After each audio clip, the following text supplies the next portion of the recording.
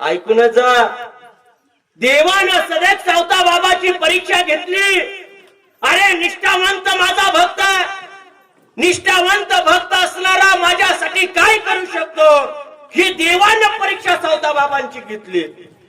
चोर पाठी माग लागलेत म्हणून पळत पळत सावता बाबांच्या समोर यावं देवानं आणि देवानं सांगावं, ऐका ना ओ सावता बाबा, ऐका ना, माझ्या पाठीमाग चोर लागलेत, मला लपवून ठेवा. सावता बाबांनी सांगावं, पुढे जो कांदा दिसतोय ना देवा, त्या कांद्यामध्ये जाऊन दडा. सावता बाबांनी एवढं सांगावं, देव म्हणावं, सापडेल ना तो कांदा का एवढा मोठा आहे का कांद्यामधनं मला मी दिसून जाईल. अरे सावता बाबा, कशामध्ये दुसऱ्यात लपव. अरे एक काम कर, कोथमीर आहे पलीकड, कोथमिरी मध्ये जाऊन लप. नाही नाही, तिथंही सापडेल. कुठं तरी अशा ठिकाणी मला दडव, अशा ठिकाणी दडव, मी कधीच सापडलो नाही पाहिजे.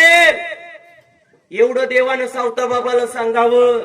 सावता बाबाच्या हातात खुरप होतं. खुरप विलंबही न लावता आपली छाती पाडली आणि छाती फाडल्यानंतर देवाला सांगितलं, देवा जावा आपल्या हृदयात, आणि हृदयात देवाने उडी मारावी. आणि सावता बाबांनी जगाच्या बापाला हृदयात दडवावं. पाठविना दाता त्रैलोक्याचा, साठविना दाता त्रैलोक्याचा.